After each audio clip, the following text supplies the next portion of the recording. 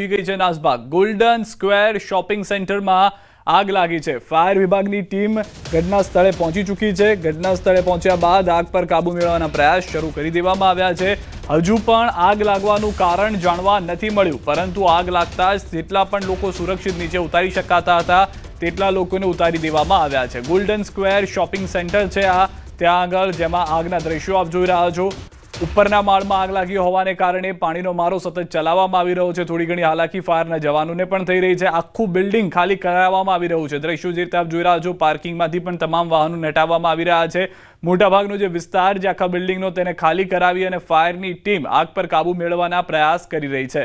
હાલમાં નાસભાગ મચી ગયા હોવાના દ્રશ્યો પણ આપ જોઈ રહ્યા છો। ભરૂચની અંદરના કે ગોલ્ડન સ્ક્વેર શોપિંગમાં જેવી જ આગ લાગી હતી, શોપિંગ સેન્ટરમાં ફાયરની 7 જેટલી ગાડીઓ અંદાજે તે ઘટના સ્થળ ઉપર પહોંચી છે। આગ પર કાબુ મેળવવાના પ્રયાસ ચાલી રહ્યા છે। 9મા માળે આગ લાગી હોવાની પણ જાણકારી છે, પરંતુ આખું બિલ્ડિંગ ખાલી કરાવવામાં આવી રહ્યું છે। તો એબીસી સર્કલ નજીકની આગના દ્રશ્યો એક તરફ આપ જોઈ રહ્યા છો કે ભારે ધુમાડો જોવા મળી રહ્યો છે। ફાયરની ટીમને અંદર જઈને પાણી મારો કરવામાં પણ હાલાકીનો સામનો કરવો પડી રહ્યો છે। બીજી તરફ પાણીનો મારો બાજુની બિલ્ડિંગમાંથી કરવામાં આવી રહ્યો છે, જેથી 9મા માળમાં જે આગ લાગી છે ત્યાં સુધી પાણી પહોંચી શકે। પાણી પહોંચ્યા બાદ તે આગને કાબૂમાં લેવામાં આવી શકે, પરંતુ ત્યાં 9મા માળે આગ કઈ રીતે લાગી તે જાણવા નથી મળ્યું। આ દ્રશ્યો આપ જો, બીજી બિલ્ડિંગમાંથી પણ જે આગના બુઝાવવાના પ્રયાસ કરવામાં આવી રહ્યા છે। આજના દિવસમાં 4 દ્રશ્યો અમે અલગ અલગ બતાવી રહ્યા છે। ભરૂચ, અમદાવાદ, ભરૂચમાં એબીસી સર્કલ અને ભરૂચમાં જીઆઈડીસીમાં પણ આગ લાગી। બીજી તરફ જામનગરના દ્રશ્યો કે જ્યાં પણ આખી ગાડી હતી તે ભડકે બળી ગઈ હતી। શોર્ટ સર્કિટના કારણે આગ લાગી હોવાનું તેમાં પણ પ્રાથમિક તારણ જોવા મળી રહ્યું છે। તો ભરૂચમાં અલગ અલગ જગ્યાએ 2 ઘટના આગની જોવા મળી, તો બીજી તરફ અમદાવાદમાં અસલાલીમાં આગની ઘટના સામે આવી। થિનર બનાવતી ફેક્ટરીમાં આગ લાગતા 7 ફાયર બ્રિગેડની ગાડીઓની મદદ લેવાય। તો આ તરફ જામનગર શહેરના ગાંધીનગર નજીક આવેલ મચ્છરનગર વિસ્તારમાં એક આર્ટિગા કારમાં એકાએક આગ લાગતા નાસભાગ મચી ગઈ હતી। મોડી રાત્રે કારમાં આગ લાગતા તાત્કાલિક ફાયર વિભાગ દોડી ગયું અને ફાયર વિભાગની ટીમ દ્વારા સ્થળ પર પહોંચી આગ પર કાબુ મેળવાયો। જોકે કોઈ જાનહાનિ ન થતા મોટી દુર્ઘટના ટળી હતી।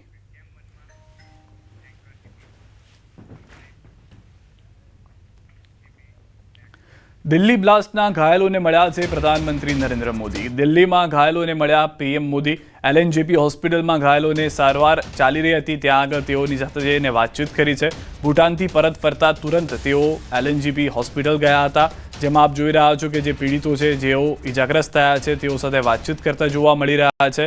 તેઓની સારવાર યોગ્ય રીતે ચાલી રહી છે કે કેમ, ઘટના કઈ રીતે ઘટી, ત્યારે ત્યાં આજે લોકો ઇજાગ્રસ્ત થયા છે ત્યાં શું કરી રહ્યા હતા, તેઓ પાસેથી પણ જાણકારી મેળવવામાં આવી રહી છે। જે સારવાર આપવામાં આવી રહી છે તેનાથી જે લોકો ઇજાગ્રસ્ત છે તે ખુશ છે અથવા તો સારવારમાં તેઓને કોઈ તકલીફ નથી, એ તમામ વાતો ખુદ પ્રધાનમંત્રી નરેન્દ્ર મોદી કરતા જોવા મળી રહ્યા છે। સાથે જ હોસ્પિટલના ઉચ્ચ અધિકારીઓ, ઉચ્ચ ડોક્ટર સાથે પણ વાતચીત કરી હતી। દિલ્હી બ્લાસ્ટ કેસ બાદ ગુજરાતમાં પણ હાઈ એલર્ટ અપાયું છે, ત્યારે સુરત પોલીસ પણ શંકાસ્પદ ગતિવિધિઓ પર બાજ નજર રાખી રહી છે। શહેર પોલીસ એઆઈ અને સીસીટીવીની મદદથી શંકાસ્પદ અને સ્વીપર સેલ પર નજર રાખી રહી છે। સ્લીપર સેલની ઉપર નજર રાખવાથી એ સ્પષ્ટ છે કે કયા કયા લોકો ક્યારે એક્ટિવેટ થાય છે। શહેરમાં પેટ્રોલિંગમાં પણ વધારો કરવામાં આવ્યો છે। તો 1100 આરોપીઓના સ્કેચ સીસીટીવીમાં અપલોડ કરાયા છે। શહેરના 1600 કેમેરામાં એઆઈ ટેકનોલોજી। હજીરા વિસ્તારમાં ખાસ નજર રખાઈ રહી છે। મરીન પોલીસ એઆઈ સીસીટીવીથી સર્વેલન્સની કામગીરી કરી રહી છે। અલગ અલગ ટીમો 24 કલાક રાખી રહી છે નજર। દિલ્હીમાં થયેલા બ્લાસ્ટને લઈને ગુજરાત જ્યારે હાઈ એલર્ટ પર મૂકવામાં આવ્યું છે, તેમાં પણ સુરત ઔદ્યોગિક નગરી છે, ત્યારે સુરતમાં પોલીસ દ્વારા અલગ અલગ ટીમો બનાવી પેટ્રોલિંગ કરવામાં આવી રહ્યું છે, વાહન ચેકિંગ કરવામાં આવી રહ્યું છે અને ખાસ કરીને કોસ્ટલ વિસ્તારમાં દરિયાઈ પેટ્રોલિંગ વધારવામાં આવ્યું છે। ત્યારે સુરત પોલીસ પાસે 1600 જેટલા કેમેરા છે અને એઆઈ ટેકનોલોજીથી સુરત પર બાર નજર રાખવામાં આવી છે। સુરતના પોલીસ કમિશનર અનુપમસિંહ ગેહલોત આપણી સાથે છે, સીધા વાત કરીએ સર। એઆઈની મદદ લેવામાં આવી રહી છે, મેન્યુઅલી તો કામ થતું હતું પણ હવે ટેકનિકલની પણ મદદ લઈને ખાસ ચેકિંગ કરવામાં આવી રહ્યું છે। અમારા કેમેરાઓમાં એઆઈ, ઘણા બધા કેમેરાઓમાં એઆઈ બેઝ કેમેરા છે, જેના માધ્યમથી અમે એક તો ફેસ રિકોગ્નિશનમાં સાથોસાથ કોઈ વસ્તુ એવા લાવારીસ કોઈ મૂકી ગયા હોય જો અમારે એક સસ્પેક્ટ તરીકે અમે લોકો જો એઆઈ કેમેરામાં રહે છે તો એના બી તુરંત આપણને જાણકારી થતી રહે છે। ભીડ ભાડ જેટલા બી લોકોનો વધુ ક્રાઉડિંગ થઈ રહ્યા છે, આ વિસ્તારમાં બી એઆઈ કેમેરાઝ અમારા છે। તો આ કેમેરાના માધ્યમથી અમે લોકો અત્યારે જોઈએ છીએ કે ક્યાં કઈ પ્રકારના મૂવમેન્ટ થઈ રહ્યા છે। हमारा जो सस्पेक्ट तरीके कोई वस्तु या कोई वाहन या कोई व्यक्ति जो नज़र आता हो, जो हमारे पास जो लोगों ने करीब 1100 થી વધુ લોકો છે જેના અમે ફેસ ઓલરેડી જો કેમેરામાં નાખેલા છીએ, જો અમારા સસ્પેક્ટ છે એના મૂવમેન્ટ કંઈ થતી હોય તો આ આપણને જાણકારી થતી રહે છે. તો આ પ્રકાર જો અત્યારે દિલ્હી બ્લાસ્ટ થયા પછી વધુ આ જ એઆઈ બેઝડ કેમેરા ઉપર સુરત શહેર પોલીસ ધ્યાન રાખી રહી છે. હજીરા ઔદ્યોગિક વિસ્તાર છે, દેશનું સૌથી મોટી ઔદ્યોગિક એકમો આવેલા છે, તો એને લઈને ખાસ हमारे हजीरा पे लगभग जो पूरा कोस्ट लाइन ऊपर जो है बहुत मोटी मोटी इंडस्ट्रीज है जो बहुत सेंसिटिव है जो है અને એના માટે જો हमारे जो टीम है पुलिसना टीम हमारे 4 पुलिस તે વિસ્તારમાં આવે છે.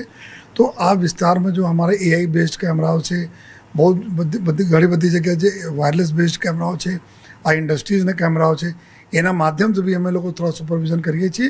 મેન્યુઅલ તો અમારું કામ ચાલુ છે, સાથોસાથ कैमरा माध्यम से भी कामगिरी चालू है. બિલકુલ ગુજરાત હાઈ એલર્ટ પર છે. સુરત આતંકવાદીઓના નિશાના પર પહેલાં પણ રહ્યું છે, ત્યારે ચોક્કસ સુરત પોલીસ હવે ટેકનોલોજીનો ઉપયોગ કરે છે અને ખાસ કરીને 1100 જેટલા લોકોના ફેસ એઆઈ સિસ્ટમથી સર્ચ કરવામાં આવી રહ્યા છે. એટલે કે પેટ્રોલિંગ કરવામાં આવે છે, વાહન ચેકિંગ કરવામાં આવે છે, સાથે સાથે કેમેરા દ્વારા પણ હવે સર્વેલન્સની કામગીરી સુરત પોલીસ કરી રહી છે. કેમેરામેન જીગર ગુગલ સાથે કૃતેશ પટેલ, ન્યૂઝ 18 ગુજરાતી, સુરત.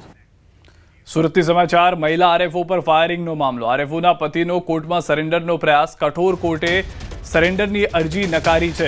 હાલમાં કોર્ટ પરિસરમાં પોલીસે કરી હતી અટકાયત. કોર્ટના આદેશ બાદ કસ્ટડીમાં લઈ જવાયો છે. ઘટના બાદ ફરાર હતો નિકુંજ ગોસ્વામી. નિકુંજ ગોસ્વામી આરટીઓ ઇન્સ્પેક્ટર છે કે જે ફરાર હતો. કઠોર કોર્ટે હાલમાં આ સમગ્ર ઘટનાને લઈને જે માહિતી મેળવી હતી ને ત્યારબાદ અરજીને ફગાવી દીધી હતી. કોર્ટના આદેશ બાદ કસ્ટડીમાં પણ લઈ લેવામાં આવ્યો છે આરટીઓ ઇન્સ્પેક્ટરને. વધુ માહિતી ન્યૂઝ 18 સંવાદદાતા કીર્તેશ પાસેથી મેળવીશું. કીર્તેશ, જે એક હચમચાવનારી ઘટના ઘટી હતી, પુત્રી ગાડીમાં હતી, માતાએ તેની સામે ફાયરિંગ કર્યું ને આપઘાત કર્યો, આ તમામ ઘટના બાદ પોલીસની શું દલીલો હતી, શું પોલીસના વકીલ તરફથી કહેવામાં આવ્યું ને શું કોર્ટનો નિર્ણય છે? બિલકુલ, મહિલા આરએફઓ તરીકે કામ કરતી સોનલ સોલંકી પોતાની નોકરી ઉપર જ્યારે પોતાની દીકરી સાથે ગાડીમાં જઈ રહી હતી ત્યારે તેના પર ફાયરિંગની ઘટના બની હતી. જો કે પ્રથમ મહિલાએ બંદૂકની ગોળી મારી હોય, આપઘાતનો પ્રયાસ કર્યો હોય તેવું લાગ્યું હતું, પણ તેને હોસ્પિટલ લઈ જવામાં આવ્યા બાદ તેના મગજમાં જે રીતે શંકાસ્પદ ગોળી લાગતા તેને સુરતની ખાનગી ત્યાં ગોળી મળી આવતા પોલીસે આ બાબતે તપાસ શરૂ કરી હતી. ત્યારે ખબર પડી હતી કે સોનલ સોલંકી આરોપો તરીકે કામ કરે છે. તેના લગ્ન 5 વર્ષ પહેલા તેના પતિ નિકુંજ ગોસ્વામી સાથે થયા હતા, જે સુરત આરટીઓ ઇન્સ્પેક્ટર તરીકે કામ કરે છે. છેલ્લા 2 વર્ષથી બંને વચ્ચે અનબનાવ હતા અને પતિ તેને મારવા માટેના પ્રયાસ કરતો હોવાનો આક્ષેપ સોનલના પરિવાર દ્વારા કરવામાં આવી હતી, જેને લઈને આ હાઈ પ્રોફાઇલ અને ગૂંચવાયેલા કેસની પોલીસ તપાસ કરી રહી હતી. નિકુંજની શોધખોળ કરી રહી હતી. ત્યારે નિકુંજ આજે ફિલ્મી ઢબે બપોરના સમયે સુરત કામરેજ ખાતે આવેલા કઠોળની ગ્રામ્ય કોર્ટમાં હાજર થયો હતો સરેન્ડર માટે, પણ કોર્ટે તેની અરજી ન સ્વીકારતા કોર્ટની બહાર નીકળતા જ જિલ્લા એલસીબી પોલીસે તેની ધરપકડ કરી છે અને અત્યારે કામરેજ ખાતે એલસીબી પોલીસ. જી કીર્તેશ, આભાર સમગ્ર માહિતી બદલ. ગાંધીનગરમાં મુખ્યમંત્રીની અધ્યક્ષતામાં કેબિનેટ બેઠક યોજાઈ છે. પ્રવક્તા મંત્રી જીતુ વાઘાણીનું કેબિનેટ બેઠક બાદ નિવેદન. કમોસમી વરસાદમાં નુકસાન બાદ ખેડૂતોને બેઠો કરવાનું કામ સરકારે કર્યું. સરકાર ખેડૂતો માટે ઐતિહાસિક સહાય પેકેજ જાહેર કર્યું. ખૂબ ઝડપથી જીઆર કરવાની શરૂઆત કરી છે. ટેકાના ભાવે મગફળી ખરીદવાનું કામ પૂરજોશમાં. અત્યાર સુધી 14,000થી વધુ મેટ્રિક ટન મગફળીની ખરીદી થઈ. લગભગ 10,000 કરોડનું પેકેજની સાથે સાથે 15,000 કરોડની ખરીદી પણ રાજ્યની સરકારે એ એમએસપી પ્રાઇસથી શરૂ કરી છે. અત્યાર સુધી 14,824 મેટ્રિક ટન મગફળી 6,392 ખેડૂતો પાસેથી લગભગ 108 કરોડ રૂપિયાની ખરીદી એ અમારા સેન્ટરો ઉપર અત્યાર સુધીનો જે મને આંકડો મળ્યો છે એ પ્રમાણે ખરીદી થઈ છે અને ખેડૂતોને એસએમએસ વગેરે જઈ રહ્યું છે. કેબિનેટમાં પ્રધાનમંત્રી મોદીના ગુજરાત પ્રવાસની ચર્ચા કરાઈ. મંત્રી જીતુ વાઘાણીએ પ્રધાનમંત્રીના પ્રવાસ અંગે માહિતી આપી. પ્રધાનમંત્રી 15 નવેમ્બરે આવશે ગુજરાત પ્રવાસે. બિરસા મુંડાની જન્મ જયંતિની ઉજવણીમાં જોડાશે. 15 નવેમ્બર ગૌરવ દિનની ઉજવણી થશે. 8400 કરોડથી વધુના પ્રોજેક્ટનું લોકાર્પણ અને ખાતમુહૂર્ત કરશે. માનનીય મોદી સાહેબ 15 નવેમ્બરે આ ગૌરવ દિવસ તરીકે ઉજવી રહ્યા છે, ત્યારે બિરસા મુંડાની 150મી જન્મ જયંતિ જનજાતિ ગૌરવ વર્ષની ભવ્ય ઉજવણી એમની પ્રેરણાથી થવાની છે. રાજકોટથી સમાચાર. વરસાદથી ખેડૂતોને નુકસાનનો મામલો. રાજકોટ જિલ્લા બેંકનો મહત્વનો નિર્ણય. બેંક દ્વારા ખાસ કૃષિ લોન યોજના જાહેર કરાઈ. 1 વર્ષ માટે 0% વ્યાજે લોનની જાહેરાત. હેક્ટર દીઠ 12,500ની લોન અપાશે. વધુમાં વધુ 65,000ની લોન ખેડૂતોને અપાશે. હેક્ટરે 12,500 અને વધુમાં વધુ 65,000 રૂપિયા સુધીની કૃષિ લોન 0%, 1 પણ રૂપિયો વ્યાજ લીધા વગર 1 વર્ષની મુદત માટે આપવાનો આજે બેંકે નિર્ણય કર્યો છે. એની જાહેરાત કરું છું.